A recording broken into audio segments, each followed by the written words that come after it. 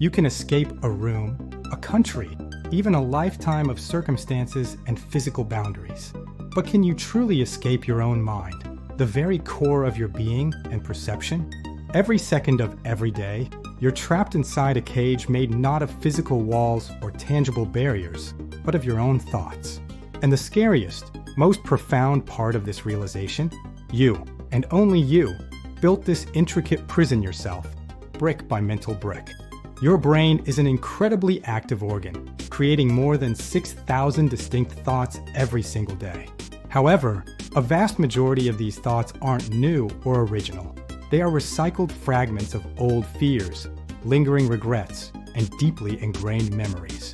These thoughts run in endless circles, much like prisoners on a treadmill, never truly moving forward or finding release. You might believe you're in complete control of your mind, dictating its every turn and decision.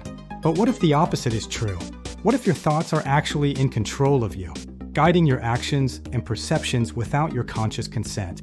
Neuroscientists have extensively studied the default mode network, which is the part of the brain that becomes active when you're seemingly doing nothing or resting. This network, surprisingly, never truly rests.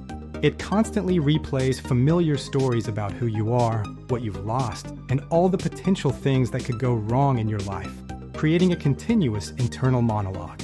This constant internal activity is precisely why silence often feels so uncomfortable and unsettling. Because when the external world goes quiet and the distractions fade away, your mind doesn't follow suit. Instead, it gets significantly louder, filling the void with its incessant chatter and concerns. You might label this internal monologue as thinking, but it's often more akin to a repetitive loop.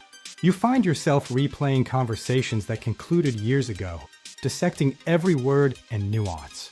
You argue with people who aren't even in the room, engaging in imaginary conflicts that drain your energy and peace of mind.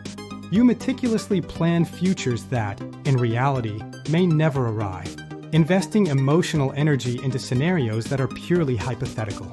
The mind thrives and feeds on your attention, and paradoxically, the more you try to fight or suppress these thoughts, the stronger and more persistent they become, asserting their dominance over your mental landscape. It's a situation much like trying to escape quicksand by moving faster and struggling more intensely. The harder you struggle against the current of your thoughts, the deeper you inevitably sink into their overwhelming grip, making escape seem even more impossible. The illusion of control is a powerful force that keeps you trapped within this mental prison. You firmly believe that you consciously choose your thoughts, but in truth, they often appear on their own, unbidden, like faint echoes emanating from some deeper, subconscious part of your being. Scientific research suggests that every thought you experience has already been decided a fraction of a second before you even become consciously aware of it. Your brain acts first, initiating the thought process, and then it tells you a coherent story about it later, creating the sensation of conscious choice. This raises a profound and unsettling question. Who is truly thinking these thoughts? Is it the conscious you, the individual you perceive yourself to be, or is it merely the intricate, complex machine inside your head, operating autonomously? But perhaps true escape isn't about physically breaking free from these mental constraints. Maybe it's about a fundamental shift in perception, about seeing the bars of your mental prison for what they truly are, constructs of your own mind, not insurmountable barriers. When you learn to simply watch your thoughts, observing them without judgment or the urge to fight them, they gradually begin to lose their power over you. When you cease chasing after every fleeting idea or running away from uncomfortable ones, the mind naturally quiets down and the perceived prisoner within disappears, replaced by a sense of calm. Because ultimate freedom isn't found outside your mind, in some external liberation.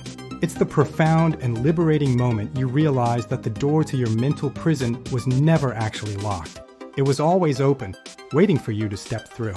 Your mind is not your enemy, constantly working against you. Instead, it serves as your most intimate and revealing mirror, reflecting back to you everything you believe and perceive about yourself and the world.